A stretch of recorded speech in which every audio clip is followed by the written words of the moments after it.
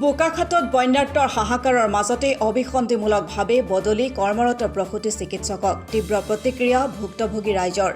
বদলিৰ নিৰ্দেশ স্থগিতকৰণৰ দায়িত্ব ল'ব লাগিব মন্ত্ৰী অতুল বৰাই মন্তব্য জিপাল কৃষক শ্ৰমিক সংঘৰ এফালে বোকাখাতৰ শ্বহীদ কমলামিৰি অসামৰিক চিকিৎসালয়ত অভাৱ পৰ্যাপ্ত চিকিৎসা কৰ্মীৰ আনফালে বান বিভীষিকাৰ সময়তে বদলি একমাত্ৰ প্ৰসূতি চিকিৎসকক বোকাখাতত ব্যাপক প্ৰতিক্ৰিয়া বন্যাৰ্তৰ হাহাকাৰৰ মাজতে 3 মাহ নহওঁতে অভিসন্ধিমূলকভাৱে বোকাখাতৰ পৰা বদলি প্ৰসূতি বিভাগৰ একমাত্ৰ দক্ষ চিকিৎসক ডক্টৰ গুণকুমাৰ দলেক বদলিৰ পাছতে হাহাকাৰ বানাক্ৰান্ত ৰোগীৰ গোলাঘাট জিলাৰ যুটীয়া স্বাস্থ্য সঞ্চালকলৈ ৰাজহুৱা স্বাক্ষৰ সম্বলিত স্মাৰকপত্ৰ প্ৰেৰণ বোকাখাত মহকুমা ৰাইজৰ উল্লেখযোগ্য যে 12,65,68,900 টকা ব্যয় সাপেক্ষে নিৰ্মাণ কৰা 100খন বিচনাযুক্ত এই ব্যাগুম চিকিৎসালয়খনে আজি উপকৃত কৰিব পৰা নাই সমষ্টিটোৰ সাধাৰণ ৰাইজক বৰঞ্চ সাধাৰণ ৰোগতে আন চিকিৎসালয়লৈ ৰেফাৰ কৰা চিকিৎসাৰ বিসংগতিৰ লগতে চিকিৎসক নাৰ্ছৰ অভাৱ তথা অপৰ্যাপ্ত ঔষধ আৰু চিকিৎসা সম্বন্ধীয় সমস্যাই ভাৰাক্ৰান্ত কৰি আহিছে সাধাৰণ ৰাইজক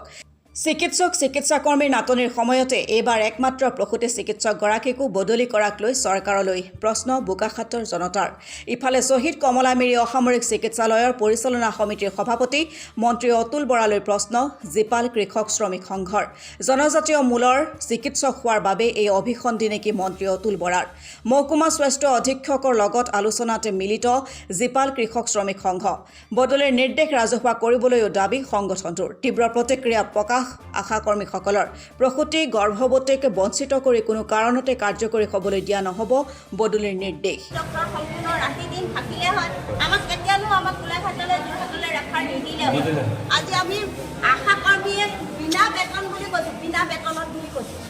আমি এগৰাকী ডেলিভাৰী আৰম্ভণিৰ পৰা শেষলৈকে আমি ডেলিভাৰী কৰোৱাৰ পাছত টকা 600 পাওঁ তাকো পাৰ্টকে কিন্তু সেইকেইটাৰ কাৰণে আমি আশাকৰ্মীখিনিয়ে কিমান ভুগিছোঁ আজি আমি জানো ৰাইজে নাজানে ফিল্ডলৈ গ'লে সদায় ৰাইজে কয় আশাকৰ্মী টকা কোনে খায় কিন্তু আশাকৰ্মীক কিমান টকা দিছে চৰকাৰে সেইটো আমি জানো আজি কথা হ'ল কি ইয়াত এজন গাইনী ডক্টৰটো গ'লেই আকৌ এগৰাকী এতিয়া অহা 3 মাহ হৈছে কিয় ট্ৰেন্সফাৰ দিব দিব লাগে কিয় আৰু বানপানীৰ সময়ৰ মাজত আজি এই বানপানীৰ ইমান সমস্যা আমি ডেলিভাৰী এতিয়া লৈ আহিছোঁ চেকআপলৈ যদি ইয়াত গাইনী ডক্টৰ নাথাকে কোনে চাই দিব আমাৰ পেচেণ্টটো কোনে চাই দিব ইয়াত যদি গাইনী ডক্টৰেই নাই তেতিয়া আমি প্ৰেগনেণ্ট মাদাৰটো লৈ আহিছোঁ আমাৰ পেচেণ্টবোৰ কোনে চাব আমাকতো পেচেণ্ট চাবলৈ মানুহ লাগে গতিকে আমাৰ কোনো প্ৰকাৰে আমি গাইনী ডক্টৰ ইয়াৰ পৰা যাবলৈ নিদিওঁ আমি সকলোৱে কৈছোঁ এক মাতে কওক আমি গাইনী ডক্টৰ ইয়াৰ পৰা যাবলৈ নিদিওঁ একদম এনাস্থেচিয়া ডক্টৰ আমাক পুৰা লাগে গতিকে কোনো কাৰণত আচলতে এইটো গাইনী ডক্টৰ ৰিলিজটো আপোনাৰ ফালৰ পৰা এনঅ'চি দিব নালাগে পাব্লিকৰ প্ৰেছাৰ আছে বুলি ক'ব মিনিষ্টাৰে যদি কিবা কৰে চাওক আমাৰ আজি পাব্লিক আহিছে পাব্লিক ৰিপ্ৰেজেণ্টেটিভ অৰ্গেনাইজেশ্যন আহিছে গতিকে আপোনাৰ ফালৰ পৰা স্পষ্টকৈ মন্ত্ৰীলৈ দেখক আপুনি মেনেজিং কমিটিলে আপুনি আজিয়ে প্ৰেছ কৰক আৰু মেনেজিং কমিটিৰ জৰুৰীকালীন এখন বৈঠক ইমাৰ্জেঞ্চি এটা বৈঠক দিয়ক যে জিবিএ হয় গতিকে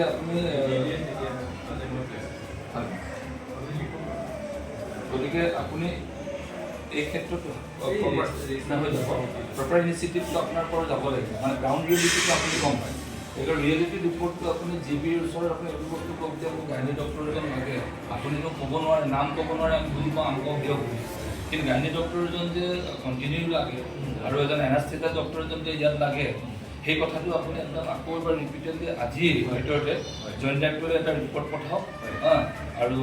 এটা বস্তু এপ্ৰ'চ লেটাৰ এটা কৰিব পাৰে যে সদ্যহতে বানপানীৰ সময়টোত এপিডেমিক সেই কণ্ডিশ্যনটোৰ সময়টোত আমাৰ ডক্টৰজনক ইয়াৰ পৰা উঠাই নিদিলে আমি উপকৃত হ'ম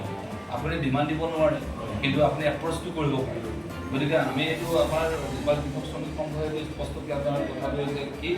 যে আমি ডক্টৰজনৰ ক্ষেত্ৰত এটা বৈষম্যৰ কিবা বলি কৰাব খুজিছে নেকি আমাৰ সন্দেহ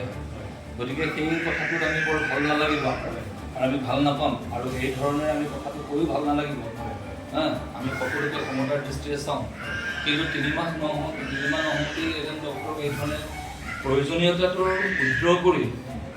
বৰং ছাপৰ্টিং এনাস্থেচিয়া ডক্টৰ দিব লগা সময়তো তেওঁ বিদ্ৰোহ কৰি বঙাইগাঁৱলৈ পঠিয়াটো কিবা যেন এক ৰাজনৈতিক অভিসন্ধিমূলক যেন আমাৰ ভাৱ হয় গতিকে আপুনি আৰু প্ৰেচিডেণ্ট যিহেতু মন্ত্ৰী চন্ত্ৰীটো ইয়াৰ ছেকেণ্ডেৰী কথা, এইটো বেলেগ এটা এপ্ৰ'চ হ'ব, কিন্তু এজ এ জি বিৰ ৰেছপনচিবল জি বি হয়, জি বিৰ প্ৰেচিডেণ্ট, তেখেতে দায়িত্ব স্বীকাৰ কৰিব লাগিব। আৰু নহ'লে আমি ধৰি লওঁ যে এই গোটেই ষড়যন্ত্ৰটোৰ গুৰিতে আমি মানে মন্ত্ৰী অতুল বৰা ডাঙৰীয়া অথবা হস্পিটেলৰ সভাপতি, পৰিচালনা সভাপতিৰ সভাপতিৰ এটা কুচক্ৰান্ত আছে বুলি ভাবিবলৈ বাধ্য হ'ম। আৰু আমাৰ ধাৰণা ভুল হওক, আমি সেইটোৱে বিচাৰিম। আমি তেখেতৰ প্ৰতি যিটো সন্দেহ প্ৰকাশ কৰিছোঁ, এইটো যে ভুল বিকশিত হয়, আমি সেই তেওঁ কামে কাজে তেওঁ আমাক প্ৰমাণিত কৰিব লাগে। নহ'লে আমি কিন্তু সেইটো দুখ তেখেতলোকে ঠেলিবলৈ বাধ্য হ'ম। আপুনি এইটো কাইণ্ডলি এইটো ৰিপৰ্ট কৰক, আৰু আমি আমাৰ ৰিপৰ্টটো কৰি আছোঁ। ঠিক আছে, হ'ব ঠিক আছে। আমি বৰ্তমান শ্বহীদ কমলামীৰ অসামৰিক চিকিৎসালয় বোকাখাটৰ এগৰাকী খুব দক্ষ প্ৰসূতি বিশেষজ্ঞ গুণকুমাৰ দলে আজি 3 মাহ নহওঁতে তেওঁক বদলীকৰণৰ এটা অৰ্ডাৰ আমি লাভ কৰিছোঁ। এইটো অত্যন্ত ধিক্কাৰজনক। আজি সম্প্ৰতি বোকাখাটত বানৰ যি সংসাৰী ৰূপ, এনে সময়ত আশাকৰ্মীসকলে, অংগনবাড়ী কৰ্মীসকলে অনেক কষ্ট কৰি ৰেস্কিউ কৰি বহু গৰ্ভৱতী মহিলাক ইয়াত চিকিৎসা কৰিবলৈ অনা নিয়া কৰাৰ দৈনিক আমি বাতৰি লাভ কৰি আছোঁ। তেনেস্থলত এগৰাকী এনাস্থেচিয়া ডক্টৰ ইয়াত নিয়োজিত কৰি পূৰ্ণাংগ ৰূপ দি চিকিৎসালয়ত এজন গাইনী প্ৰসূতি বিভাগটোক ৰূপ দিয়াৰ সময়টোত এজন প্ৰসূতি বিভাগৰ বিশেষজ্ঞজনক ইয়াৰ পৰা বদলীকৰণ কৰা কাণ্ডক আমি সম্পূৰ্ণ এটা অভিসন্ধিমূলক বুলি আখ্যা কৰিছোঁ। কাৰণ যিহেতু এইখন চিকিৎসালয়ৰ মেনেজিং কমিটিৰ সভাপতি হৈছে ৰেছপনচিবল এজন মন্ত্ৰী, কৃষিমন্ত্ৰী অতুল বৰা, স্থানীয় বিধায়ক। আৰু আমি নিশ্চিতভাৱে আজি উপলব্ধি কৰিছোঁ, তেখেতৰ অভিসন্ধি নাথাকিলে, তেখেতৰ কনচেণ্ট নাথাকিলে, তেনেকুৱাকৈ 3 মাহ নহওঁতে এজন ডক্টৰক বৈষম্যমূলক এটা আচৰণ মানে কৰি বদলীকৰণ নকৰিলেহেঁতেন। আমি নিশ্চিতভাৱে অতুল বৰাক আমি ৰেছপনচিবল কৰি ক'ব খুজিছোঁ, কৃষিমন্ত্ৰী অতুল বৰা ডাঙৰীয়া, যে আপোনাৰ কাৰ্যকালত আপোনাৰ ইয়াত এই চিকিৎসালয়ত য'ত হস্পিটেলখনক পূৰ্ণতা প্ৰদান কৰিব লাগে, ইয়াৰ বিপৰীতে ডক্টৰজনক বদলীকৰণ কৰাৰ অৰ্থ কি? নে আপুনি কোনোবা ব্যক্তিগত কোনো চিকিৎসালয়ৰ লগত গোপন বুজাবুজিত লিপ্ত হৈছে? নে আচলতে তেওঁ জনজাতীয় মূলৰ ল'ৰা ডক্টৰ হোৱাৰ কাৰণে তেওঁ ইয়াৰ স্থানীয় দোষীমুখ এই পঞ্চায়তৰ এগৰাকী দক্ষ পৰিয়ালৰ, এটা সুদক্ষ পৰিয়ালৰ এজন বিজ্ঞ এজন ডক্টৰ হোৱাৰ বাবে তেওঁ আচলতে এনেকুৱা ধৰণৰ বৈষম্যৰ বলি হৈছে নেকি আমাৰ ক'বলৈ বাধ্য হৈছোঁ। আৰু যদি নহয়, আমাৰ ধাৰণাটো ভুল, আপুনি কামৰ মাজেৰে প্ৰমাণিত কৰি তেওঁক ষ্টে অৰ্ডাৰ তেওঁ আপুনি অনতিবিলম্বে ঘোষণা কৰক। মেনেজিং কমিটিৰ যোগেদি আপুনি গভৰ্ণমেণ্টক লিখি আপুনি তেওঁক ষ্টে যদি নকৰিলে ইয়াৰ সম্পূৰ্ণ দুখৰ ভাৰ আপুনি গ্ৰহণ কৰিব লাগিব। আৰু প্ৰসূতি বিভাগত ইয়াত যদি যিকোনো ধৰণৰ দুৰ্ঘটনা সংঘটিত হ'লে ইয়াৰ সম্পূৰ্ণ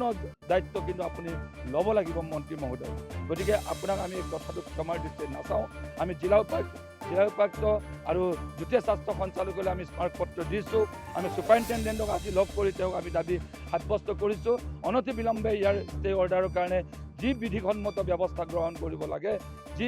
অফিচিয়েলি ইয়াৰ পৰা গ্ৰাউণ্ড ৰিয়েলিটিৰ ৰিপৰ্ট পঠাব লাগে, সকলোবিলাক কৰি তুলিবৰ কাৰণে আহ্বান জনাইছোঁ। আৰু যিকোনো মূল্যৰ বিনিময়ত ইয়াত এজন গাইনী ডক্টৰ এজন ইয়াত লাগিব, আৰু ইয়াত এনাস্থেচিয়া ডক্টৰ দিব লাগিব। আৰু ইয়াত সকলো ধৰণৰ স্থানীয় বান অধ্যুষিত অঞ্চলৰ সকলো লোকেই ইয়াত প্ৰসূতি বিভাগৰ চিকিৎসা ৰেহাই মূল্যত পাব পৰাকৈ সকলো কাৰ্যক্ষম কৰি তুলিব লাগিব। এইটোৱে হৈছে জীপাল কৃষক শ্ৰমিক সংঘৰ মূল দাবী, আৰু তেওঁক ষ্টে অৰ্ডাৰ কৰি উলিয়াই দিবই লাগিব। বোকাখাটৰ পৰা ভৱানন্দ কলিতাৰ ৰিপৰ্ট, অসম টুডে।